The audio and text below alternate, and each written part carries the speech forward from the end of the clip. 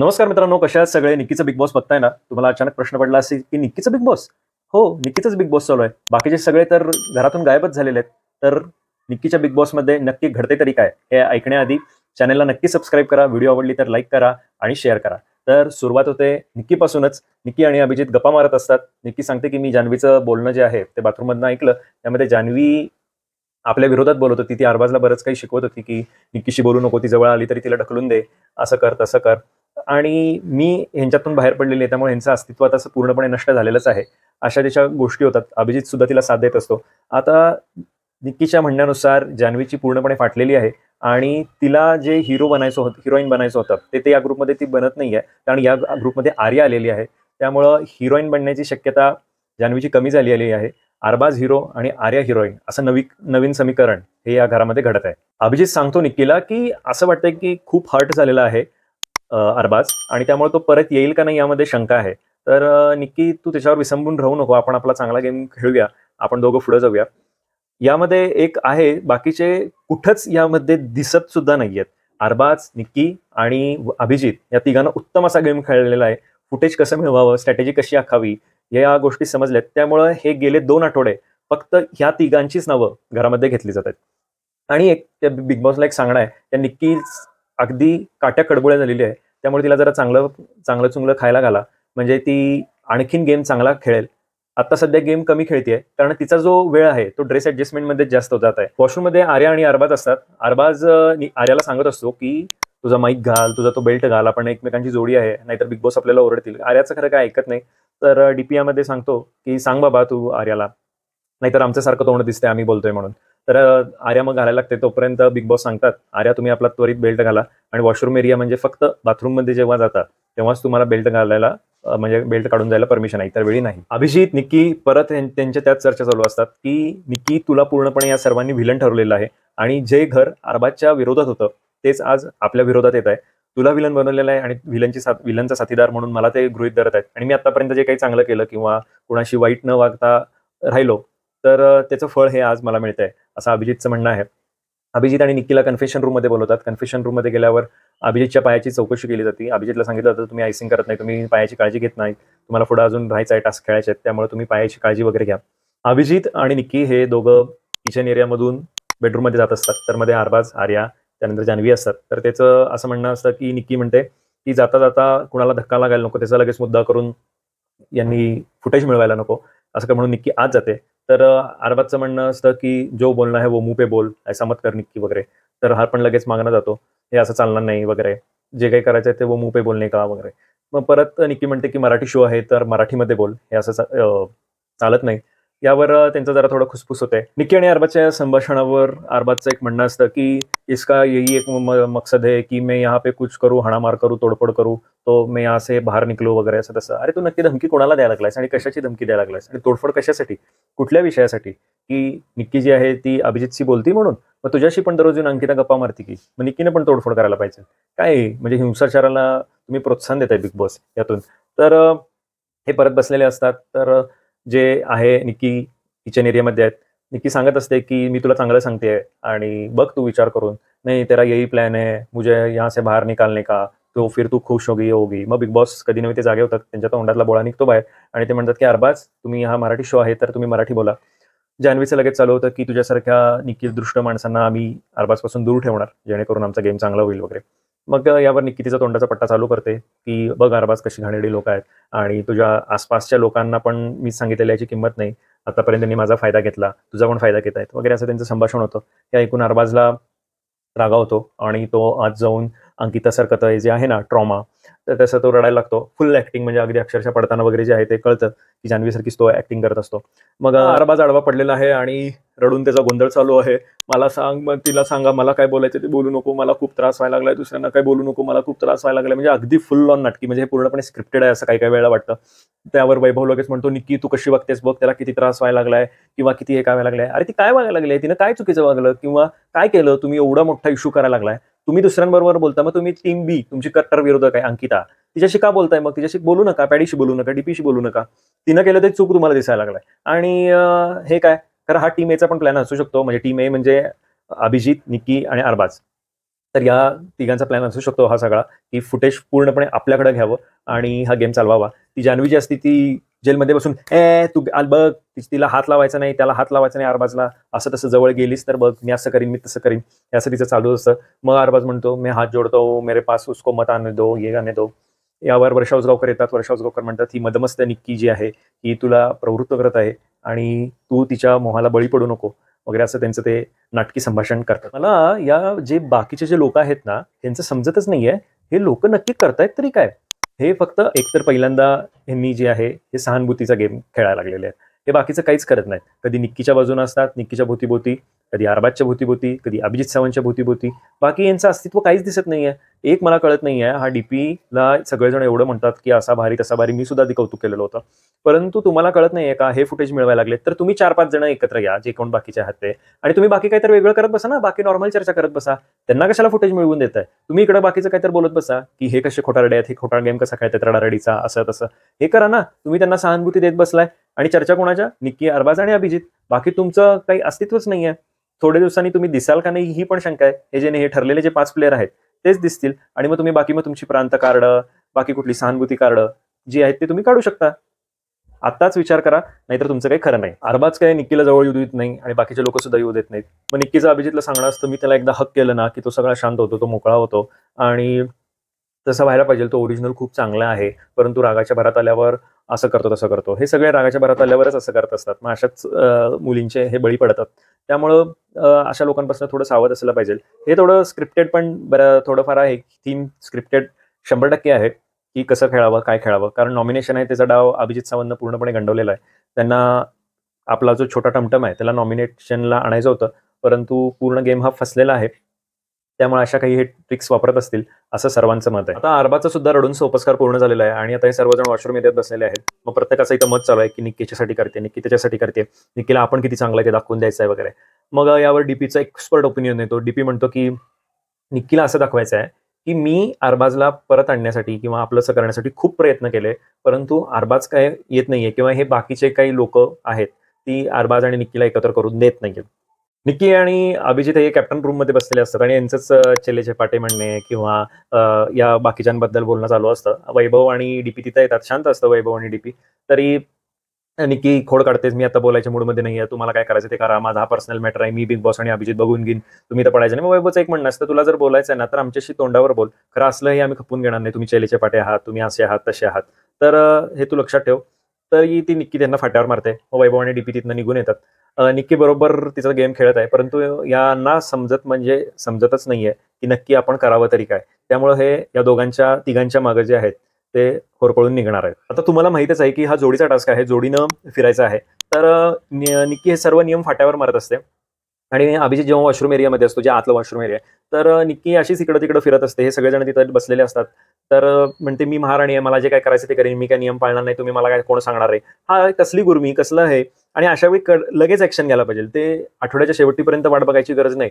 आणि मग यात जान्हवीताई ऍक्टिव्हेट होतात, म्हणतात ही महाराणी, या बिग बॉसच्या घरची महाराणी काय वगैरे, असं तिचं तोंड बघून म्हणजे बाप रे बाप, ते बघूनच भीती वाटते तिची, कसली बाई आहे डेंजर राव. आणि मग यावर लगेच निक्की म्हणते, हो मी महाराणी आहे, तुम्हाला ऐकायचं आहे का, नाही तर नाही. म्हणजे एक नियम पाळत नाही हे चुकीचं आहे. खरं तिचा जो ऍटिट्यूड आहे की नाही सगळ्यांना नडायचा, हा मात्र एक नंबर आहे. त्या अंकिताताईसारखं नाही. अंकिताताईंचं कसं आहे माहितीये का, त्यांचं दुसऱ्याच्या खांद्यावर बंदूक ठेवून त्या गोळ्या मारणार. आणि जर नेम चुकला तरी म्हणणार की अरे तूच धक्का दिलास म्हणून नेम चुकला. स्वतः काही करणार नाही, स्वतःमध्ये अजिबात दम नाही. हे तिनं मान्य सुद्धा केलेलं आहे. खरं दुसऱ्यांना मात्र तावातावानं बोलणार. तर नाही, हा निक्कीचा गुण बेस्ट आहे आणि हिनं असंच सगळ्यांना नडायला पाहिजे, तरच जरा थोडी घरात मजा येईल. नाही तर सगळे जे आहेत ना ते लाजाळूच्या झाडापेक्षा एकदम थर्ड क्लास आहेत, असं म्हटलं तरी काही वावगं ठरणार नाही. अभिजित निक्की हे परत ते बेल्ट लावून कॅप्टन्सी रूम मध्ये येतात. मग त्यानंतर परत त्यांचा वादवादी चालू होते, चेलेच्या पट्या आहेत का, आहेत ह्यांची लायकी आहे का, वैभव कसला कॅप्टन होतोय, हा तर एकदम थर्ड क्लास माणूस आहे. मग ती लगेच जान्हवी आत्ना म्हणती ही तर एकदम भिकारी, हिची काय लायकी आहे. वैभव म्हणतो डुप्लिकेट. असं अगदी एकदम थर्ड क्लास यांचं संभाषण हे आहे, हे चालू राहतं. आहेस तू अरबाज तू आहेस, तर हा लगेच म्हणतो अरे नाही, मी भाऊ आहे त्याचा, मी भावासाठी काय पण करीन, असं करीन तसं करीन. अरे खरं भाऊ तुझ्यासाठी किती करतोय ते पहिल्यांदा बघ आणि मग भावाची साथ दे. असा यांचा बाष्कळपणा बराच वेळ चालू असतो आणि हे सगळे अगदी मठ्ठासारखे सर्वजण बघत असतात. यामध्ये पॅडी सुद्धा काही बोलत नाहीत, म्हणत असतात मार्मिक बोलायचं, तर हे पण काही मार्मिक बोलत नाहीत. दीपी सुद्धा काही बोलत नाहीत. त्यांनी पूर्णपणे शांत बघत बसलेले असतात. यामध्ये अभिजितला बाहेर बोलवलं जातं. अभिजितला सांगितलं जातं, "काय राव, तू बोलत नाहीस तिला, खूप त्रास होतोय आम्हाला, तुला पण होतोय, हे चुकीचं वागते किंवा हे करते." ठीक आहे, तर अभिजितला तुम्ही दोषी का ठरवायला लागलाय? अभिजितने एवढं तुमचं काय वाकडं केलंय किंवा तो काय चुकीचं वागलाय? तुम्ही सगळ्यांबरोबर सगळे रिलेशन ठेवणार, म्हणजे ती स्पेशली अंकिता, वर्षा, पॅडी, डीपी हे सगळेजण तुम्ही सगळ्यांबरोबर रिलेशन ठेवणार, सगळ्यांशी गुडी-गुडी वागणार. मग अभिजितनं पहिल्यापासूनच वागतोय तो. तो आज वागत नाहीये. तुम्ही अगदी पहिल्यांदा कट्टर विरोधक होता आणि नंतर आता एकदम जवळचे झालात. अभिजित हा पहिल्यांपासून सगळ्यांचीच गुडी-गुडी बोलतोय आणि निक्की सगळ्यांच्या बरोबर विरोधात आहे. परंतु तिचं चालणं बोलणं तरी हाय हॅलोचं आहे. अरबाज आर्याला स्टोऱ्या सांगत असतो. मी पूर्वी असं वागत होतो 1 महिना, निक्कीशी किती चांगलं वागत होतो. परंतु निक्की जी आहे ती आता अशी उलटे वागत आहे. तेव्हा सुद्धा माझ्याकडे बघून हसायची, तिच्याकडे बघून हसायची, असं करायची, तसं करायची. यात परत वैभव आणि निक्कीचं चालू होतं. म्हणजे वैभव लगेच त्याची जी मर्दुमकी आहे ती लगेच निक्कीसमोर दाखवायला चालू करतो, की तुझा माज उतरल्याशिवाय मी राहणार नाही. मला भुसनाळ्या म्हणलीस काय, मला अशी म्हणलीस काय, लगेच अंगावर धावून जायला लागतो. अरे भावा, जेव्हा तुला अरबाजच्या विरोधात जाऊन तुझं अस्तित्व सिद्ध करण्याची संधी होती, तेव्हा तू ती गमावलास आणि आता निक्कीसमोर येऊन तू कसली मर्दुमकी दाखवायलास किंवा कसलं काय तुझं श्रेष्ठत्व सिद्ध करायला लागलायस. तो तुझ्या कॅपॅसिटीचा म्हणून लोकांनी तुला तुला बघत होते. खरं तू मात्र जे निक्की म्हणते ते भुसनाळ्याच राहिलायस. तर आता हे कॅप्टन्सी रूम मध्ये बसलेलेच आहेत अभिजित आणि निक्की. हे सोडून बाहेर येत नाही आहेत, कारण निक्कीला तिचं जरा काहीतरी वेगळेपण दाखवायचं आहे. तिचा जो तो ॲटिट्यूड आहे तो तसाच ठेवायचा आहे. आणि इकडं जी असते ती ड्युटी चालू होतात, की भांडी घासून घ्या, भांडी हे करा, ते करा. मग यामध्ये ती आर्या लगेच येते, अभिजित दादा चला भांडी घासायला. तर अभिजित म्हणतो चल निक्की जाऊया आपण. तर निक्की म्हणते मी बाहेर येणार नाहीये, तुला काय करायचं ते कर. मग म्हणतो मी भांडी घासणार कशी, करणार कसं काम. तर लगेच नाही आर्या म्हणते यायलाच पाहिजे. मग अभिजित म्हणतो असं काही ठरलेलं नाहीये की आत्ताच भांडी घासायला पाहिजेत किंवा काय करायला पाहिजेत. आणि आर्या आमच्यामधलं सुद्धा असं डिस्कशन आहे, ज्याला जमेल तसे त्यांनी भांडी घासायची आणि मी इतके दिवस घासतच होतो की घासतोयच की. आणि बरोबर आहे, अभिजित सावंत घासताना भांडी दिसतायत. आर्या कधी तर अगदी क्वचित दिसली 1-2 एपिसोड पूर्वी आणि त्यामध्ये तिनं सुद्धा वाद घातला. ज्येष्ठ श्रेष्ठ वर्षा उसगावकर जाग्या होतात. वर्षाताईंचं चालू होतं, निक्की अरबाज तुझ्या बरोबर होता तेव्हा तुझ्या अंगात धमक होती. आता तुझे पंख छाटले गेलेले आहेत, त्यामुळे तू जमिनीवर आदळलेली आहेस आणि त्यामुळे तुझं अस्तित्व नष्ट झालेलं आहे. त्यामुळे तू या रूम मधून सुद्धा बाहेर येऊ शकत नाहीयेस. तू या लोकांना फेस करू शकत नाहीयेस. असं करू शकत नाहीये, तसं करू शकत नाहीये. तर वर्षा उसगावकर आल्या जेव्हा या गेममध्ये, त्यांना सगळ्यांना असं वाटत होतं की त्या त्यांचं स्वतःचं जे ज्येष्ठत्व आहे, श्रेष्ठत्व आहे ते टिकवून ठेवतील आणि त्याप्रमाणे राहतील. एक लोकांचा बघायचा सुद्धा दृष्टिकोन असतो. लगेच आता म्हणतील की कोण कपडे कसे परिधान करावेत किंवा हे कसं करावं याबद्दल तुम्ही बोलू शकत नाही. फक्त तुम्ही या मुलींकडनं अपेक्षा ठेवता, मुलांकडनं पण ठेवू शकत नाही. परंतु जर तुम्ही एक सोशल मीडियावरच्या कमेंट्स बघितल्या किंवा सोशल मीडियावरचं सगळं प्रतिक्रिया बघितल्या, तर वर्षा उसगावकर तसं राहतच नाहीयेत. ह्या तरुणांबरोबर, तरुण मुलांबरोबर थोडं कॉम्पिटिशनच करतायत का असं वाटतंय. तर तुम्ही तसे पोशाख चांगले परिधान करा. तुम्ही वागणं पण चांगलं ठेवा ना. तुम्ही श्रेष्ठ आहात. फक्त एक चांगली यामध्ये मागच्या वेळी गोष्ट घडली, की त्या आर्याला जरा चांगलं समजावून सांगत होत्या. तर तसं तुम्ही तुम्हाला अनुभव हवेत. त्या अनुभवानुसार तुम्ही या सर्व गोष्टी करू शकता. पॅडी सुद्धा आधेमध्ये ह्या गोष्टी करत असतात, परंतु त्यांच्या पूर्ण ते दिसत नाहीयेत. तर वर्षाताई एक विनंती आहे, तुम्ही तुमचं ज्येष्ठत्व, श्रेष्ठत्व हे टिकवून ठेवा आणि तुम्ही त्यानुसार कार्य करा. नाहीतर अपमान झाला म्हणून हे कार्ड परत आता काढू नका. भांडी घासण्यावरनं बराच वाद होतो. अभिजित शेवटी रूल मोडून जातो किचन एरियामध्ये आणि यावरनं बिग बॉस निक्कीला शिव्या घालतो, अभिजितला सुद्धा शिव्या घालतात की तुम्ही रूल मोडत आहात. निक्की तुम्ही अजूनही कॅप्टन आहात, तुम्हाला या गोष्टी समजत नाहीत का? सगळ्या नियमांचं पालन करणं तुमच्यावर बंधनकारक आहे. मग यावर बिग बॉसला सॉरी मानते आणि मग परत सगळेजण लिव्हिंग एरियामध्ये येतात. बिग बॉसनं सांगितल्याप्रमाणे बिग बॉस सांगतात जी तुमच्या आधीची जी काही किराणा माल आहे ते सगळं जमा करा आणि बीबी करन्सी नसल्यामुळे तुमच्याकडे आता काहीच खाद्य नाही आहे. मी आता या तात्पुरतं तुमच्यासाठी पुढील बीबी करन्सी मिळेपर्यंत तुमच्यासाठी थोडं पाठवत आहे आणि त्याचा तुम्ही आता वापर करा आणि जेव्हा बीबी करन्सी मिळेल तेव्हा तुम्हाला पूर्ण जे काय आहे खाद्यपदार्थ मिळतील. बिग बॉसनं जेव्हा लिव्हिंग एरियामध्ये बोलवलेलं असतात तेव्हा सगळे म्हणत असतात भूक लागली, भूक लागली. अंकिता सुद्धा म्हणते बिग बॉस भूक लागली. तर बिग बॉस लगेच म्हणतात काय अंकिता काय म्हणतं, मी कुठं काय म्हणलं. ताई तू एवढ्याशाला घाबरायला लागलेस आणि कसली काय तू कोणाबरोबर नडतीस आणि काय तुझ्याकडे काय निक्कीवर लढायची काय धमक नाही सोडून दे. मग यावर बिग बॉस म्हणतात की आज लई तापातापीचं वातावरण होतं, लई गरम वातावरण होतं, त्यामुळे आम्ही तुम्हाला आता आज आईस्क्रीम पाठवतोय. आईस्क्रीम खावा आणि थंड व्हा. आईस्क्रीम म्हणजे बघायला गेलं तर प्रत्येकाच्या बोटाला पुरल एवढंच आईस्क्रीम बिग बॉसनं पाठवलेलं आहे. कशात यात पण कशाला चिंगूसपणा करतात ते समजत नाही. जाता जाता कुठला तरी एखादा चांगला स्पॉन्सर मिळाला असता, त्याचं प्रत्येकाला एक एक चांगला मोठा कप तरी आईस्क्रीम मिळाला असता. यामध्ये फळं आणलेली असतात, प्रत्येकाला भूक लागलेली असते, त्यामुळे कोण 1 फळ घेतं, 2 फळं घेतात, मग की 3 केळी घेऊन जाती. मग त्यावरनं परत वाद छोटासा होतो. मग याच्यामध्ये सुलज जुगाना असतो, ते म्हणतो थुकला के मेला प्याल मेला इंत काम देखीगी वगैरे असं त्याच्यात ते भाषेत बोलतो सूरज. आणि सूरज गाणं चालू केल्यावर सगळेजण त्याच्या मागनं गाणं म्हणायला लागतात. मग हा थोडा जरासा गाण्याचा सीझन होतो. मग इकडे जे ते सगळं झोपी जायला लागलेले असतात तोपर्यंत जान्हवी आणि अरबाजचं स्पेशल डिस्कशन चालू होतं की आर्याबद्दल. तर त्यांचं असं म्हणणं असतं की अरबाज की आर्या तर आपल्याकडे जवळ आलेली आहे, तिला कळालेलं आहे की आपल्या तर स्टिंग आपण जे आहे ते जरा 4 जण स्ट्रॉंग आहोत, निक्की आपल्यापासून दूर झालेली आहे, तर आपण तिला तिची जागा दाखवून द्यायची, तिला आपल्यातनं बरोबर बाहेर काढायचं. सकाळ झाल्यावर परत डान्स वगैरे होतो नेहमीप्रमाणे. आणि अभिजित निक्की हे कॅप्टन रूम मध्ये असतात, घनश्याम आणि पॅडी बाहेर असतात. हे सेपरेट असतात. जोडीचं बंधनकारक आहे तर ते पालन करत नाहीत. निक्की लगेच बोलून दाखवते असं तसं करा, काल तुम्हाला पाळता आलं नाही, हे नाही ते नाही, बघा आम्ही काल त्यामुळे शिव्या खाल्लेल्या आहेत. मग पॅडी पण तेच म्हणतो, पहिला तू कर आणि मग नियमांचं पालन कर आणि मग आम्हाला शिकव वगैरे. मग लगेच बिग बॉस येतात, बिग बॉस जागे होतात आणि म्हणतात की पॅडी तुम्ही नियमांचं पालन करायला पाहिजे आणि तुम्ही लगेच हे लावा. मग हे निक्कीच्या वेळी कुठे गेलेले असतात बिग बॉस, तोंडात त्यांच्या खरंच बोळा असतो. कारण ते अशा जे काही वादावादी न करणारे कॅरेक्टर आहेत त्यांच्या पुढेच त्यांचा आवाज चढवतात आणि या टार्गेट मुली पुढे, टार्गेट मुलांपुढे हे त्यांचा आवाज वाढवत नाही. आता हे खरंच कंटाळा आला या अभिजित निक्की आणि नुसतं तेच आधी छोट्या मोठ्या गोष्टीवरनं सुद्धा तू इकडे आलास बेल्ट घातला नाहीस, तू इकडे गेलास तू बेल्ट घातला नाहीस, असे त्यांचे वाद सगळ्यांचे चालू होतात. मग हे वॉशरूम एरियामध्ये जात असतात. वॉशरूम एरियामध्ये जाताना परत वादावादी असते. यामध्ये निक्की म्हणते अभिजितला की तू इतके दिवस मत मांडत नव्हतास, चांगली भूमिका संयमाची घेत होतास, आता मत मांडायला लागल्यावर यांना लगेच त्रास व्हायला लागला. ते आता आर्या लगेच मूर्खपणाचा खेळ कळते. ती जाते आर्ट टिश्यू पेपर, सगळे निक्की कॅप्टन्सी आहे ना तर तिकडे तिकडे फेकते, बाहेर सुद्धा फेकते. निक्की येते, निक्की आल्यावर बघते की हे टिश्यू पेपर असे कसे काय आहेत. मग ते अभिजितला बोलवते, अरे अभिजित मग असे टिश्यू पेपर नव्हते, असे कसे काय.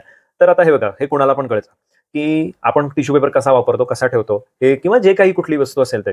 तर आपल्या एरियाबद्दल तरी कोण असं घाण करत नाही. एक वेळ ठीक आहे, चला दुसऱ्याच्या इथं नेऊन टाकतील कचरा किंवा काय करतील, खरं स्वतःच्या बेडवर वगैरे असं कोण कचरा करत नाही. हे निक्कीला लगेच समजतं हा कोणतर बालिशपणा केलेला आहे. निक्की म्हणते माझ्या पुढे तुम्ही जाऊनच दाखवा. एरियामध्ये पॅडी, सूरज, अरबाज आणि ते टमटम आहे ना छोटं ते असतात. तर यामध्ये अरबाज म्हणतो की जरा तुझं जे काही काम आहे ना घनश्याम ते तू कर, मला काही जमणार नाही, माझे पण त्रास होतोय. तर लगेच म्हणतो माझी कंबर दुखती. अरे बाबा तुला कंबर आहेस तर तू एवढासा, आणि म्हणतो कंबर दुखती. मग पॅडी वगैरे सगळे म्हणतात तुला चांगला आहे ना, त्यानं मदत केली आणि तूच त्याच्यावर उडतोयस. असंच आहे. तो म्हणतोय तुला जमत असेल तेवढे काम करत जा, तेवढंच काम घेत जा. तो म्हणतोय मला जेवढ्या ड्युटी आहेत त्या मी ड्युटी माझ्या पार पाडतोय. अरबाज पाडतो पूर्ण, काही त्याच्याबद्दल त्यानं आजपर्यंत कधी ऐकलेलं नाहीये.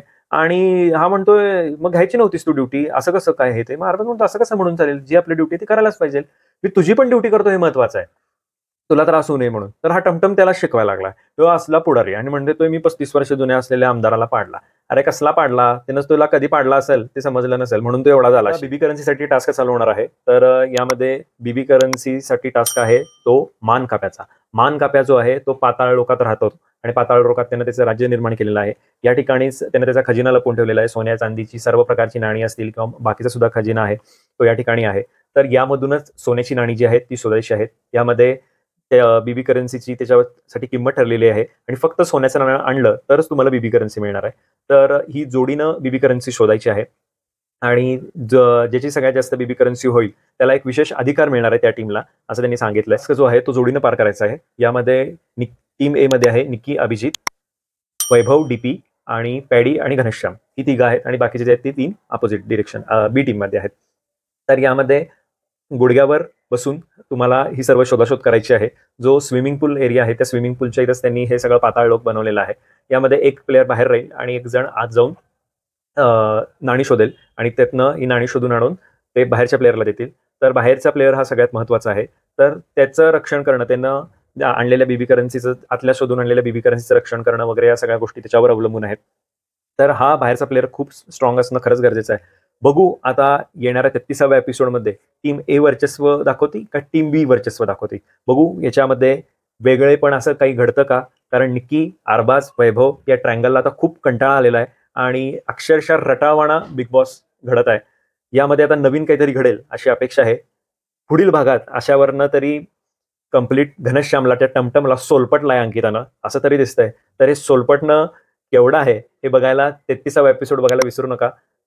तर तुम्हाला जर ही व्हिडिओ आवडली असेल तर नक्की लाईक करा, शेअर करा आणि तुमचं मत कमेंट बॉक्समध्ये जरूर मांडा.